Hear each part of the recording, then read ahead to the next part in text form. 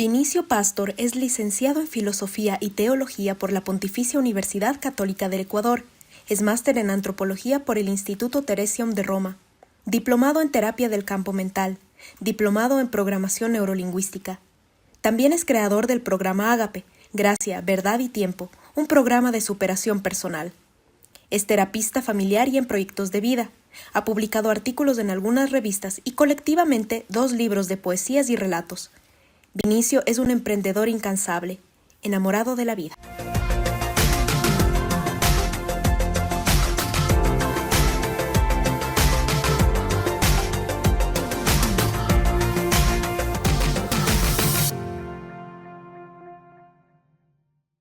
Hola chicos y chicas de la Quinta Parada, espero que todos se encuentren muy bien, ya con su pareja al lado, y si no, pues vayan a buscarle, y sus hijos también. Somos Sonia y Sandra, y hoy tenemos el gusto de tratar el tema desafíos concretos para el cristianismo de hoy.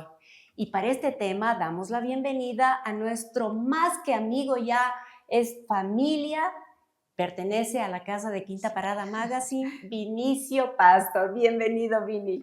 Muchas gracias, Sandy.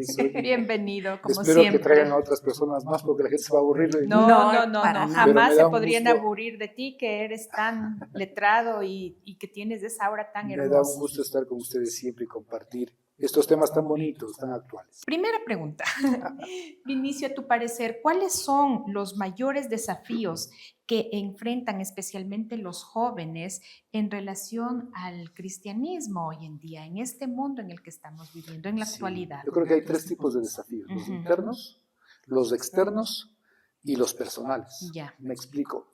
Desafíos internos, el joven de hoy está envuelto en una crítica fuerte a la institución. Llámese cristianismo católico, llámese cristianismo evangélico, protestante, ortodoxo, cualquier tipo de denominación cristiana está siendo muy amenazada.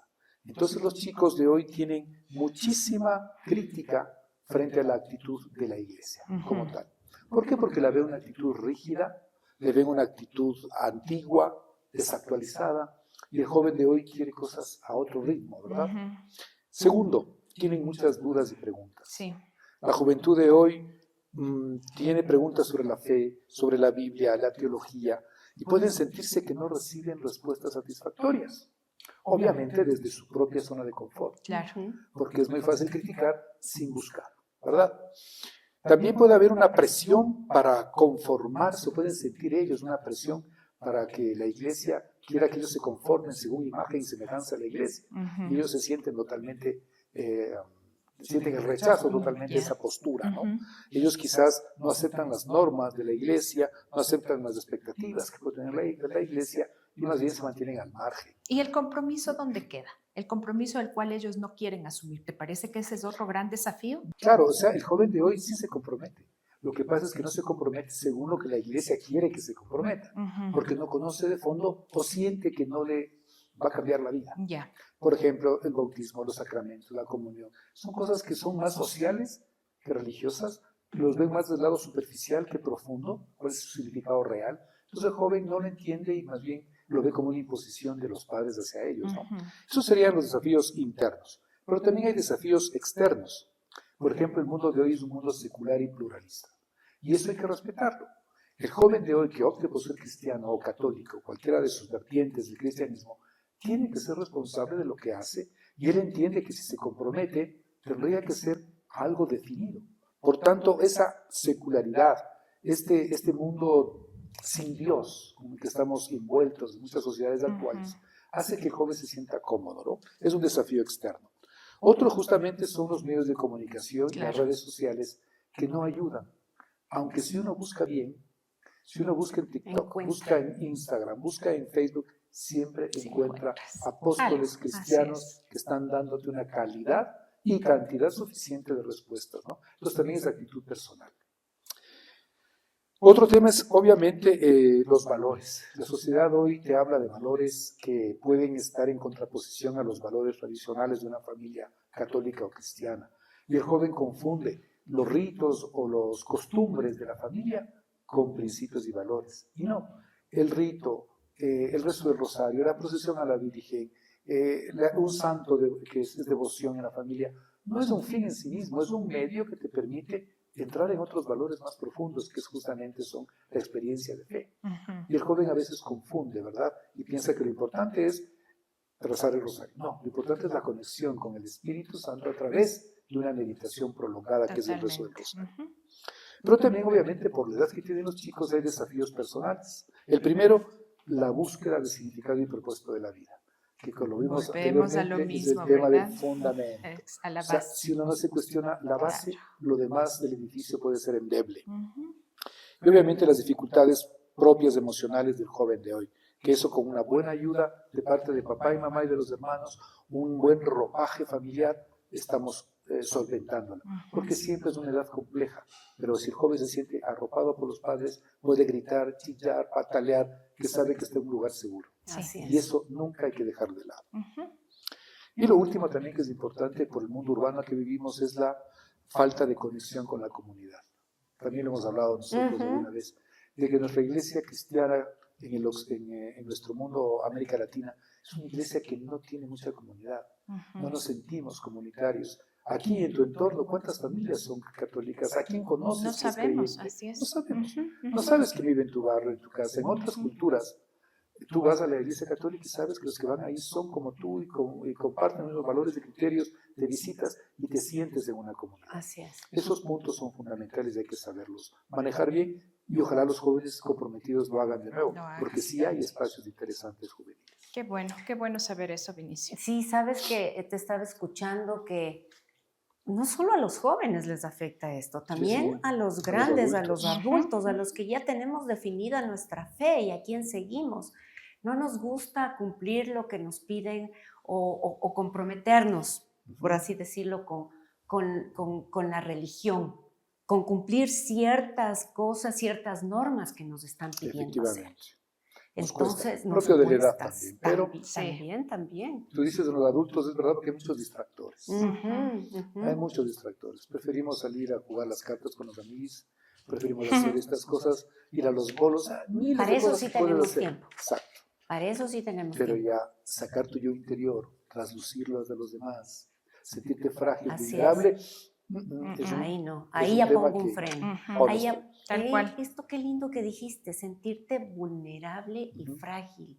No queremos que los demás nos vean así. Así. Y No nos queremos ponemos una coraza, ¿verdad? eso, no queremos que se enteren o que demos nuestro testimonio porque, nos vamos a sentir señalados. ¿Y qué importa? No, Lo más que eso, importante es cómo yo puedo ayudar a los Amén. demás a través de mi testimonio. más que nada es saber que compartimos el mismo barco y tenemos las mismas dudas. Así es. Así es. Que esa fragilidad no te hace ni menos ni más. Así es, Vini. Con relación a esto, ¿tú cuáles piensas que serían las claves para tener un encuentro genuino con nuestro hermano Jesucristo, Amén. quien dio la vida por nosotros? Qué linda pregunta. Ujú. Mira, lo primero, hemos hablado anteriormente, es distinguir entre Espíritu y Espíritu Santo. Sí. Nosotros somos espirituales. Pero muchas veces hoy se piensa que el Espíritu Santo mora en ti, por tanto tú no tienes espíritu. Y que lo único que hay que hacer es comunicarse con el Espíritu Santo que está ahí dentro. No. Tú eres un ser espiritual, tienes tu propia identidad. Tienes que trabajar en fortalecer tu identidad. Lo hemos tratado varias veces. Ujú. Y segundo, reconocer que sí, que no estás hueco por dentro, que estás inhabitado por el Espíritu Santo. Entonces esa distinción entre Espíritu y Espíritu Santo es importante porque logras, primero, descubrir que tú tienes que crecer. Y segundo, que tienes ahí mismo, en tu misma interioridad, el Dios de la vida que te está invitando a crecer de su mano. El Espíritu Santo lo que hace es provocar en ti más espíritu. El Espíritu Santo lo que hace es provocar en ti principios, valores, fuerza, energía, vitalidad. El Espíritu Santo habita en ti y lo único que quiere es que tú te salves. Segundo punto, no confundir espiritualidad con experiencia de Dios. Para mucha gente, la experiencia de Dios se reduce a la oración, Ujú. se reduce a la intimidad, se reduce a hacer silencio. No, uno experimenta a Dios en la familia, Sí. uno experimenta a Dios en la solidaridad con los más pobres, uno experimenta a Dios dándole cara a las amenazas que hoy nos atacan en América Latina, la amenaza de desunir la familia, la amenaza de a atacar nuestra libertad, la amenaza de la tecnología al servicio de la guerra, la amenaza de la vida y el aborto. Esas militancias concretas, ahí es una experiencia de Dios. ¿Tú crees que estamos todavía a tiempo de recuperar Total, y mucho más todo lo ahora. que hemos perdido y no dejar avanzar todas estas amenazas que nos estás Sí. contando? Totalmente, creo que hoy estamos viendo que en América Latina hay un volver otra vez hacia el respeto a la vida desde la concepción, hacia la verdadera igualdad de derechos entre hombres y mujeres, que no somos iguales en naturalidad, somos iguales en derechos, pero somos diversos Así es. y nos enriquecemos. Yo creo que la humanidad está caminando otra vez a Qué recuperar bueno. esos valores, a la solidaridad no como una imposición, sino a la solidaridad como un regalo que hacemos unos a otros, ¿no? Pero una seria amenaza sí es la pobreza. Sí. Y nosotros debemos ser conscientes que en América Latina hay una diferencia radical entre ricos y pobres y una brecha que cada vez se va haciendo más grande. Y esa brecha nosotros tenemos que evitarla. No puede ser que los ricos se sientan cada vez más ricos y los pobres se sepan cada vez más pobres. Un cristiano comprometido no puede aceptar esa diferencia. Hay que aprender a ser solidarios y saber manejar este tema de tal manera que política y económicamente se haga una diferencia. Eso es importante. Pero también es imprescindible que el joven reconozca que no se necesita para ser espiritual, para seguir a Jesucristo, conocimientos importantes. Perdón. Muchos creen que ser espiritual es tener conocimientos de gurú, saber cosas especiales, instruirse en el yoga, en el mantra. No. Ser espiritual no tiene nada que ver con el encuentro de Cristo. O altos conocimientos teológicos también. También. Muchos piensan que es importante ser un sabio en teología, en filosofía. No se necesita saber nada especial para ser espiritual. Es algo propio de cada ser humano. Y que lo único que tienes que hacer es sentarte, entrar en tu mundo interior, volver a respirar y hacer un hábito constante de la introspección, la meditación, la oración, la comunicación contigo mismo. Ahí vas a crecer. Y por último, saber que no es solamente la oración, sino también la acción concreta lo que te hace crecer. Por supuesto. El joven evangeliza al joven, el rico evangeliza al pobre y el pobre evangeliza al rico. Cuando uno está en constante comunión con los demás, haciendo el bien, aprendiendo de los otros. Yo aprendo de ustedes cada vez que me invitan. Nuestros espectadores aprenden de ustedes cada vez que escuchan. Ese dato. Hacer que nuestras reuniones no sean vacías, superfluas, no que tengan contenido. Sí, tener un mensaje, un propósito en lo Siempre, que transmitimos, saber en lo de que qué llevamos, ¿verdad? Ahora, yo quisiera hablar sobre ese personaje maravilloso que para unos se llama Cristo, para otros se llama Dios, para otros de ese poder superior. ¿Quién fue Dios para Jesús? ¿Qué significó para Jesús su Padre? Wow, qué hermosa pregunta. ¿Quién fue Dios para Jesús? ¿Qué idea tenía Jesús de Dios? Sí. Qué lindo, ¿no? Bueno, lo primero, como tú bien dices, era su Padre. Entonces eso no le puede quitar nadie, ¿no? Él se refirió a Dios como Abba, Padre. papacito, papito. Una íntima relación con Él. Entonces, al entender esa relación que Jesús nos propone, de verle a Dios no como el creador, el omnipotente, el omnisciente, que lo es, sino como el Padre, te está dando una nueva clave de relación que es la emocional, que es la espiritual, que es la relación más genuina que nos hace a nosotros ser persona, ¿no? Entonces, lo primero es eso. Dios fue el Padre celestial de Jesucristo. Fue su Padre. Porque tenía a José. Claro, en el cielo, en la tierra José. Eso es una diferencia con todas las religiones. Porque en las otras religiones han entendido que Dios es Padre desde esta clave de Jesucristo. Las religiones que vienen después de Jesús. En la anterior religión no había una relación con Dios con afectividad. Era energía. Para los budistas es Dios de energía. Es el creador, es el omnipotente, el omnisciente. Todos estamos de acuerdo en esto. Pero ya la relación filial, que Jesús se ha atrevido a decir yo soy hijo de Dios, es un cambio radical. Claro. Es un cambio radical, porque somos criaturas, todos, creados por Dios. Pero ya pasar a ser hijo, eso es algo que totalmente trastoca y cambia la perspectiva, ¿no? Y qué bueno que en esta Semana Santa podamos profundizar sobre lo que va a significar justamente el proceso de juicio, ¿no? ¿Tú quién eres? Dice que eres. Y para los judíos era durísimo que alguien venga y diga, soy hijo de Dios. Eso es una blasfemia. Entonces, entender Claro. esta intimidad que hay entre Jesús y el Padre es súper importante. Ujú. Pero no es solo eso. Otra cosa que es diferente y que es importante es el tema de que Dios pide ser amado en el prójimo. Ujú. Jesús nunca habló de sí mismo. Ujú. Habló o de su Padre o de su proyecto que es el reino. Pero una clave para entender quién es el Dios de Jesús es justamente Dios amado en el prójimo. Esa es la condición de posibilidad para que exista una experiencia de Dios. Sin esto no tendría contenido el mensaje de Jesucristo. Porque Dios no necesita de ti de mí. Entonces Dios. Pero sí necesita que la humanidad entienda que hay un Dios amor. Y eso implica que le ames al prójimo. Si tú y yo somos capaces de amar al prójimo, no solamente ser tolerantes con el prójimo, Así es. no solamente respetar al prójimo, sino colocarte en los zapatos y amar al otro, es un cambio radical. Y esto no se lo dice en la misa porque no es necesario. En la misa ya supone esto. Sin embargo, el joven de hoy Necesita quiere que se esto lo sea diga, nítido, claro. porque no lo entiende. Ujú. Y cuando va a la misa, parece que suponemos que ya debería saber. Ujú. Y no es así. ¿En dónde se debe hablar de esos temas? En la misa. En la En la familia. familia. Punto. En la Ujú. familia. Punto. Volvemos a lo de siempre.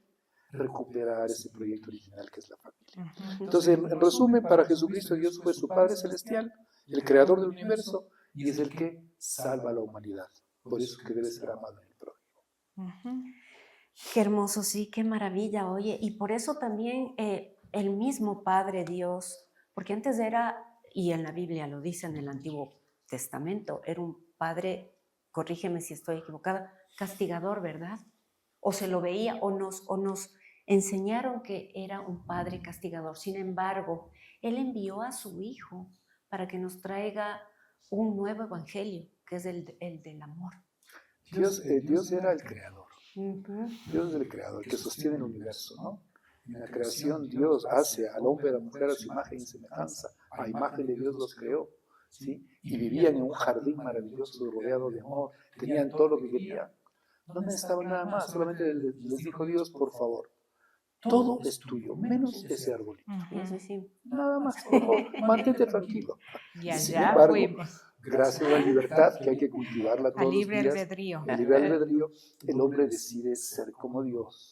Y ahí es cuando es expulsado. Vinicio, libre albedrío es lo mismo que mayordomía. Realmente el término mayordomía no lo tengo yo muy claro en su epistemología, qué es lo que quieres decir con mayordomía, pero entendería Tener que es el control sobre primero. uno mismo, tal vez, mayordomía de pensamiento, mayordomía en tus acciones. Puede ser que sea, no lo he escuchado ese término, Ujú, debe estar más en el mundo evangélico, ujú, mayordomía, pero debe ser referencia a ser dueño de tus propios, de lo que te entiendo, ¿no? ujú, de Dueño tus propios actos. dueño de tus propios Entonces sí instintos. tiene que ver con Sí, sí. el libre albedrío, El libre- porque el libre Dios nos albedrío- dio libre albedrío y nosotros pues ahí decidimos qué hacer o qué no hacer. Claro. Libertad no es hacer lo que me da la gana, Así es. es hacer lo que debo, Lo que porque me da la gana. Esa es la diferencia, ¿no? Totalmente. Uno es sí. libre cuando obra al Sí, bien sí, sí, sí. con propia libertad. Que hagas. Hagas lo que hagas. Hagas lo que hagas. Por fin me veo como yo quiero. Por fin tengo la energía para jugar con mis hijos. Por fin vuelvo a hacer deporte. Un simple procedimiento y seguir los pasos correctos te llevarán a alcanzar tu meta. Por fin vuelvo a verme al espejo. Por fin recuperé mi autoestima. Por fin me siento sano. 10 años de experiencia y más de 5.000 procedimientos bariátricos. Por fin estás a un paso de llevar una vida plena. Clínica Bariátrica Dr. Napoleón Salgado. Agenda tu cita.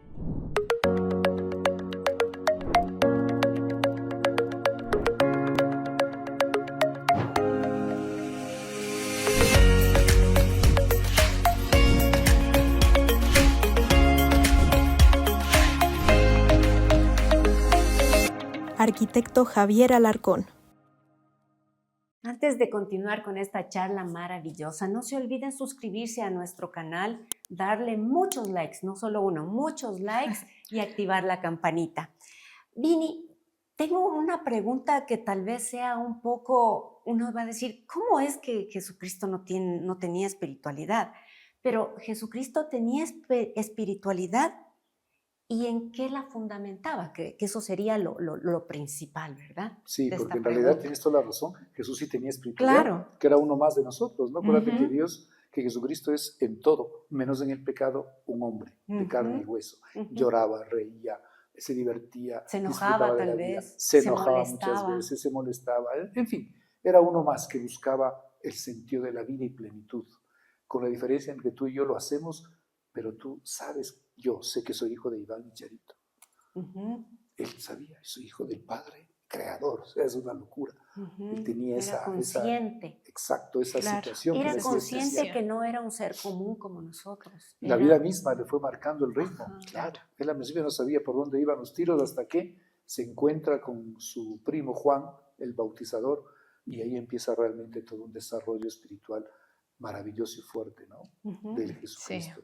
Verdadero Dios y verdadero hombre. Ujú. Por tanto, él tenía como tres claves, yo creo, tres aspectos fundamentales Ujú. de su espiritualidad. La primera, justo, la filiación al Padre. Lo que mueve a Jesús a opciones más concretas y reales es que él se sabe conscientemente hijo, distinto a cualquier otra relación. Hijo de Dios. Esta conciencia impulsa toda su entrega. Es lo que le sostiene en momentos de dificultad y lo que le da autoridad ante el pueblo y ante los gobernantes. Se sabe hijo de Dios. Muy seguro de él mismo. Totalmente. Ujú. Y de, Más y de la seguro de él, misión que tenía, más que ¿no? seguro del Del mismo, Padre. seguro del Padre. Claro. Ujú. Que acuérdate en la cruz, Padre, ¿por qué me has Ujú, abandonado? claro. Padre, pasa de mí este cáliz, pero que no sea mi voluntad, sino la tuya. Ujú. Pues esa conciencia profunda de Qué filiación hermoso. le permite a él tomar esos pasos. Ujú. Que hubiera dicho, no, hasta aquí quedo. Acuérdense las tentaciones, ¿no? Ujú. Dijo, no, no cayó, se mantuvo firme, no se bajó de la cruz, Ujú. no evitó el conflicto. Claro, Lo porque, segundo. claro, ahí es porque nosotros como seres humanos queremos salirnos con la nuestra, queremos imponer nuestro criterio, y no ese era el Él Jesucristo que siempre, vino. ahora vamos al segundo punto, Ujú. se fundamenta en el anuncio del reino. Ujú. Mm. Jesucristo nunca habló de sí mismo, Sino siempre del anunció el reino de Dios. Ujú. Siempre estuvo teniendo como clave a su Padre, que es un Padre bondadoso, es un Padre que perdona, de entrañas de misericordia, porque es justamente la expresión de que el reino de Dios está cerca. Jesucristo es la realización de ese reino, cerca. Por tanto, hablar del reino para Jesucristo es justamente el fruto de su experiencia de filiación.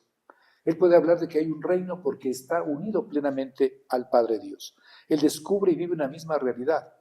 El reino que vino a predicar no es más que el amor gratuito del Padre. Ujú. Por eso era importante que Jesucristo sintiera como fundamento de su espiritualidad, estuviera la afiliación con el Padre al anuncio del reino. Ujú. Y la última y tercera clave, que también en sintonía directa con esto, es la fidelidad de Jesucristo y de Dios Padre por su predilección a los más débiles y maltratados de la historia. Ujú. Eso no quiere decir solo por los pobres, Pobres, ¿verdad? no, por los Porque más por necesitados los- en todo sentido. estamos Por la hablando predilección de Dios por los débiles y débiles, maltratados de la Por historia. los más ¿Por qué? débiles. espiritualmente. Porque tú y yo le podemos devolver el favor. Ujú. En cambio, los pobres, los débiles, los maltratados de la historia no le pueden devolver. Entonces ahí se demuestra y se afirma la gratuidad de Dios. Ujú. Porque a Dios no le podemos comprar. A Dios no le podemos decir, Señor, toma estos 10 dolaritos, Sí. ayúdame con esto. Sí. Señor, por favor, te hago esta casita para el cura. A cambio ayúdame con de... esto. Te doy el diezmo para el pastor. Quietos. Dios no se soborna. Así ¿Y es, cómo lo no demostramos? soborna. Porque Dios desde el inicio hizo una opción por los pobres, por los débiles, por los marginados. Porque Él sabía que no le podían Sí. devolver. Y eso quiere de nosotros.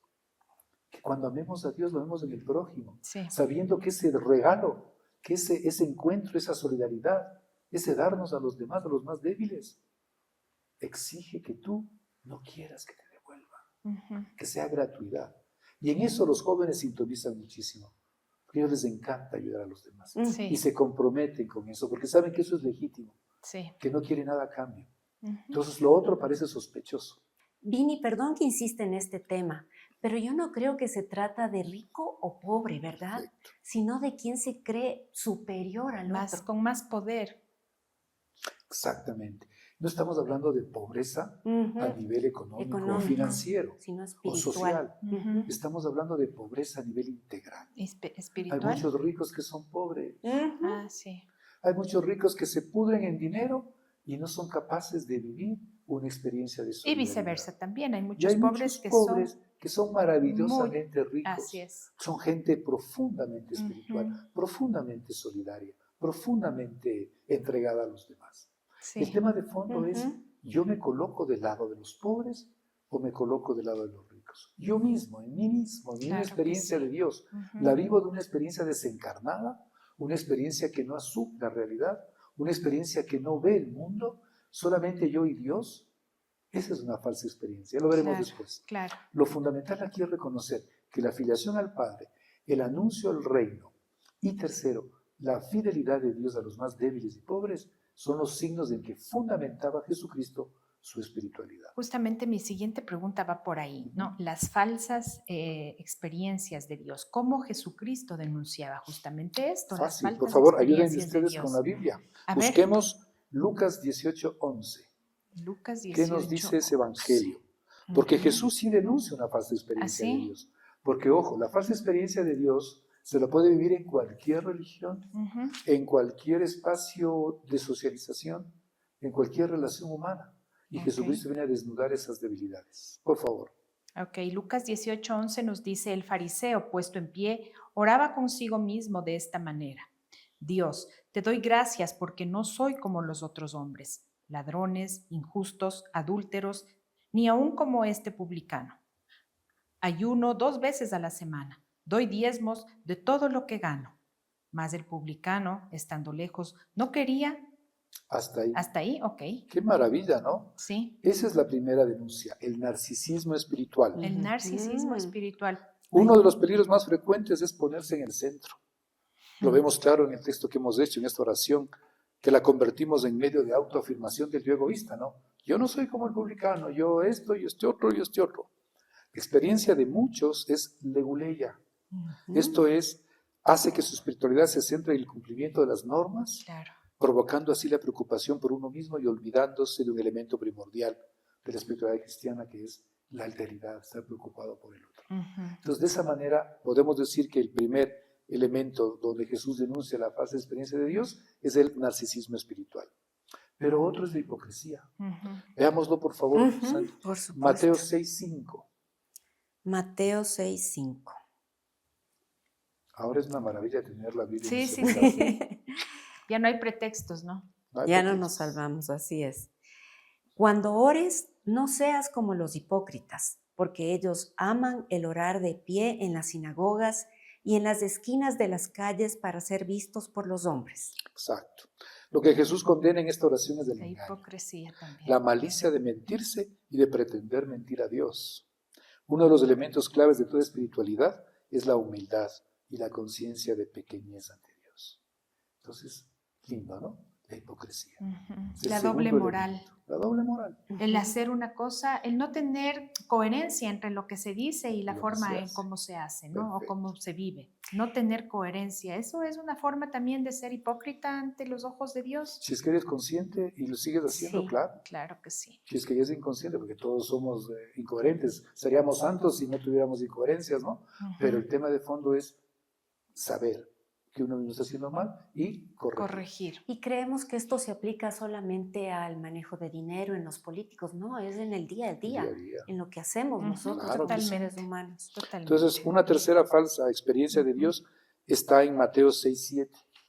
A ver, veamos qué nos dice. Veamos qué nos dice. Y al orar no uséis vanas repeticiones, como los gentiles que piensan que por su palabrería serán oídos. Exactamente, es la palabrería. El confundir oración con rezos es muy común al querer entablar una espiritualidad, una relación con Dios. ¿Me puedes dar el ejemplo de la diferencia entre rezo y oración? Esto es lo que critica Jesús en esta oración. Pretender que puede darse un correcto encuentro basado solamente en fórmulas de manera mecánica, dejando al lado la propia iniciativa y creatividad. En el fondo se detecta una falta de confianza en Dios, tomándolo como algo lejano, sin rostro, haciendo de la oración o rezo un momento mágico e impersonal. Abuelita, no me digas nada, abuelita, porque el resto del rosario es una maravilla. Es una maravilla. Pero, ojo, cuando muchos empezamos a hacer mecánicamente, hablamos en el capítulo anterior que estuvimos de los zombies funcionales que decías, podemos ser unos zombies funcionales como esto, bla, bla, bla, Padre nuestro que estás en el cielo, Dios salve María, mi cabeza está pensando en la deuda que tengo, en el amante que no, miles de cosas. Claro.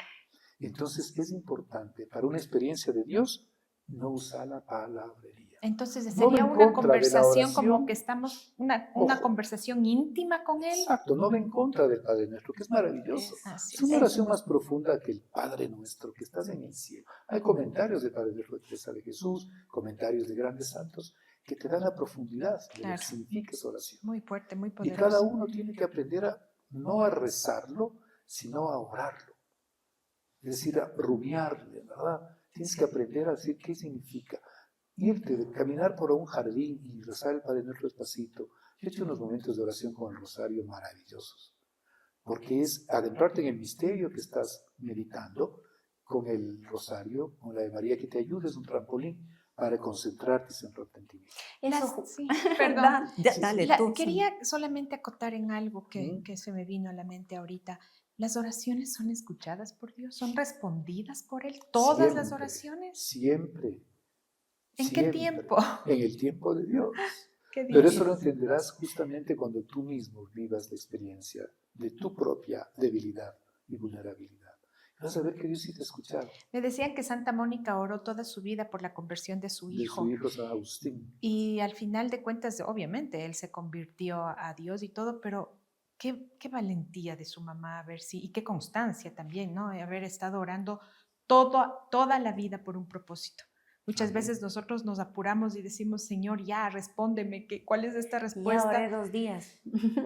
Es que los tiempos de Dios son los de Dios. Sí. Y el problema es ese, que a veces queremos que la vida siga según nuestro ritmo. Nuestro propósito. Y vamos a ver después también qué significa ser seguidor de Jesús. Pero bueno, hay otra que quisiera yo, otra clave que es la de Mateo 8:21. Veamos qué nos dice Mateo. Con estas dos Mateo 8:21 dice: un discípulo de Jesús le pide permiso para ir a enterrar a su padre.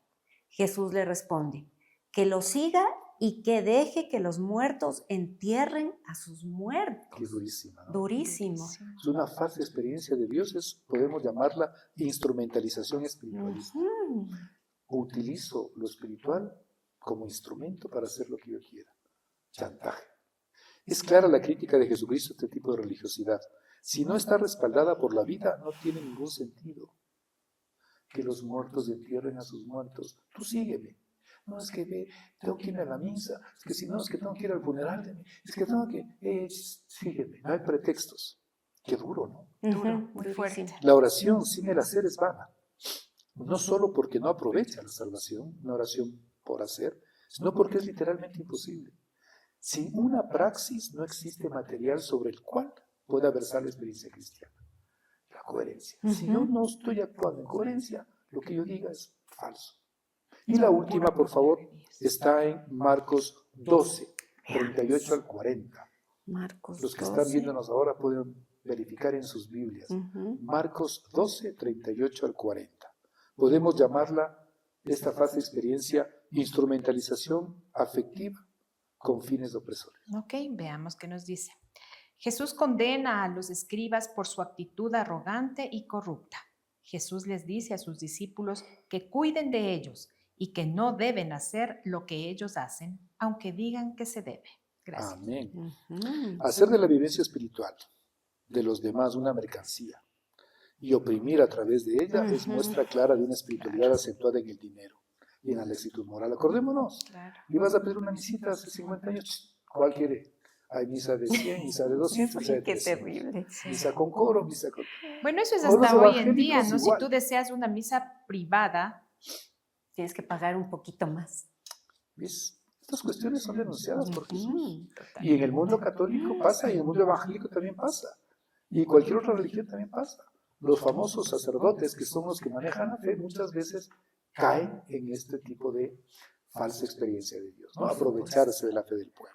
Perdón, ahí voy Entonces, a hablar algo sobre, Vini, no sé si me esté saliendo del tema, esto de los diezmos, que sería igual presionar, no está los diezmos mal. de primicias. Claro, no está mal pedirte, creo yo, porque porque los sacerdotes de dónde viven, los pastores de dónde viven, pero sí que eso se convierte en una presión para los feligreses, ¿verdad? Explícanos esa un es la poquito falsa más. experiencia de Dios. Claro. El hecho de que uno como líder religioso exija a su grey, o que la grey, por querer salvarse, por querer tal, haga sin una relación concreta, sin una experiencia legítima de Dios, eso es lo que está condenado.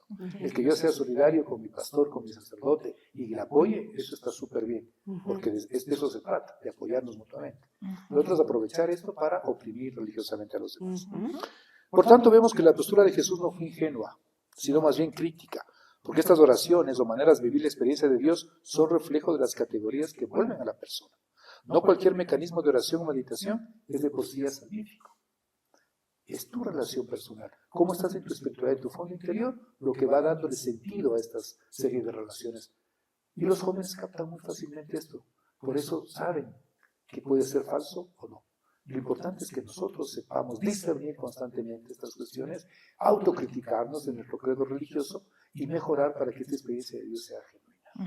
Vini, aquí me saltó una duda. Sabemos que Dios es nuestro Padre celestial.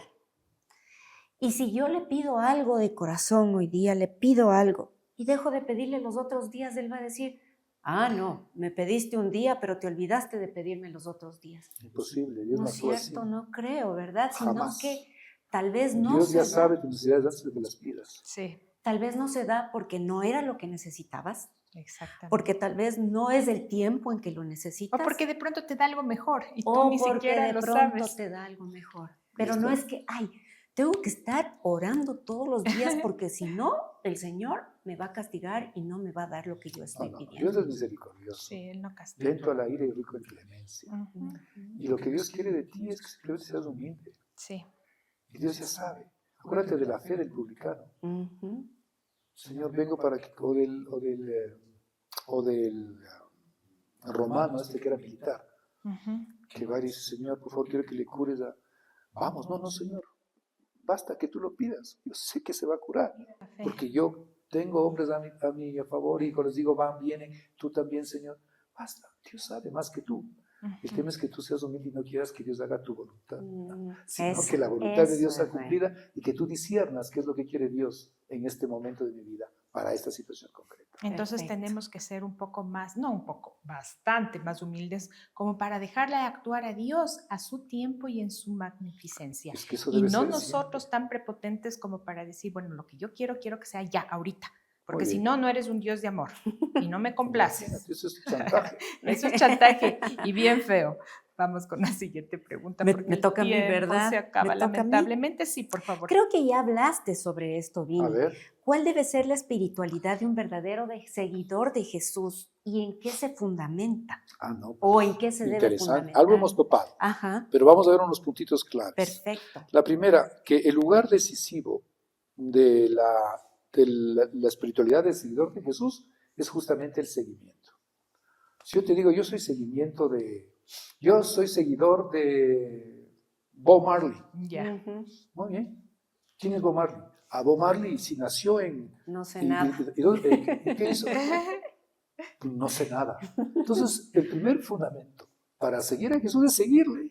Conocer saber lo de Él, mínimo. claro, claro. Ser su fan. Ser su fan, seguimiento de Jesús. El lugar decisivo de la experiencia del resucitado no es ni la teología, no es ni la confesión ni la liturgia, sino el seguimiento.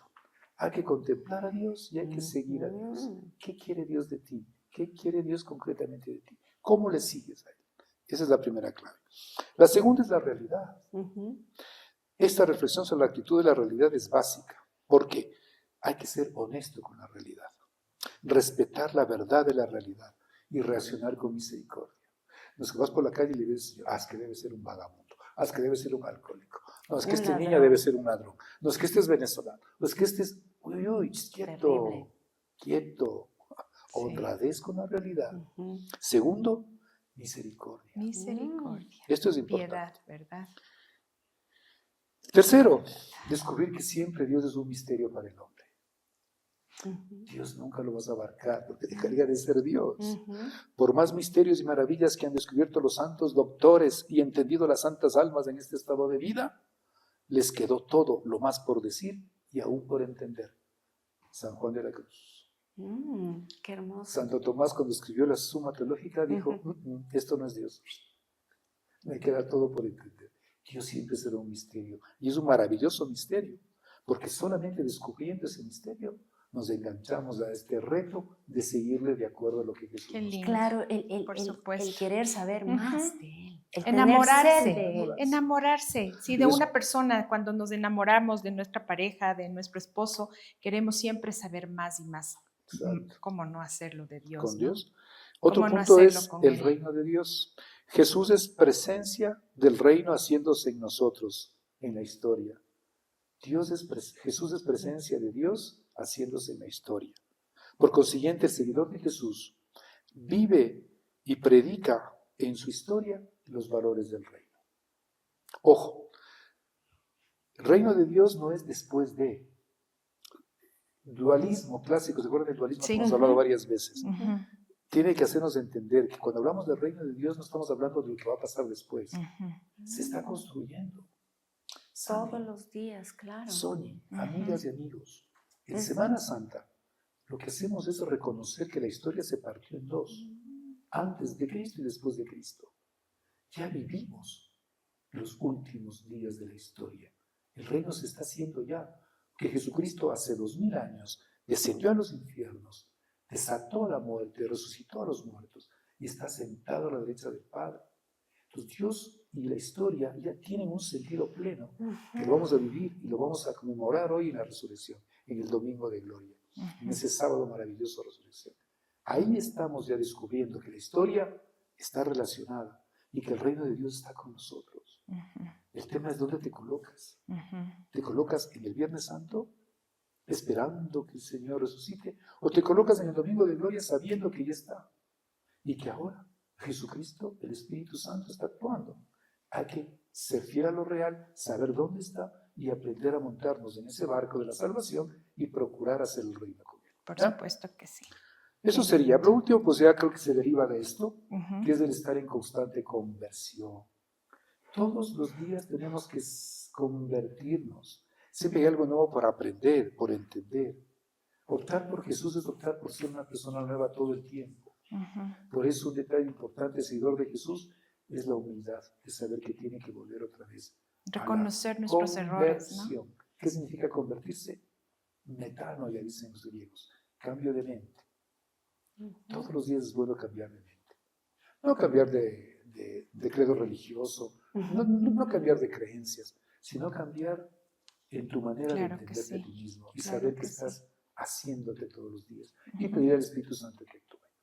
Qué maravilloso, Vinicio, este mensaje que nos dejas, sobre todo esto último que acabas de decir, que todos los días debemos cambiar de mente, ¿no? Y eso implica reconocer nuestros errores, aceptarlos, porque es de humanos errar, pero también es responsabilidad nuestra el aceptarlos, pero sobre todo el enmendarlos. Y ahí viene el último punto que me estaba olvidando, que es la santidad.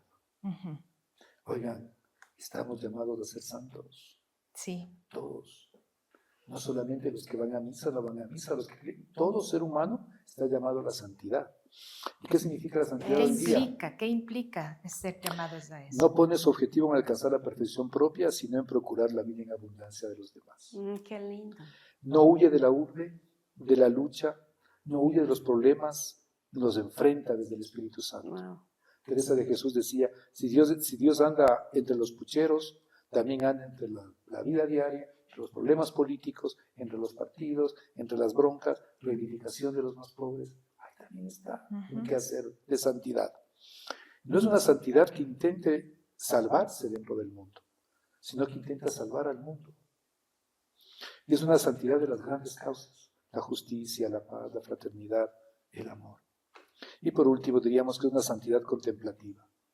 Le gusta estar en silencio, estar siempre en relación e intimidad con Dios. Así como ustedes, los que tenemos pareja, estamos con la intimidad de la pareja y buscamos momentos íntimos iguales con Dios.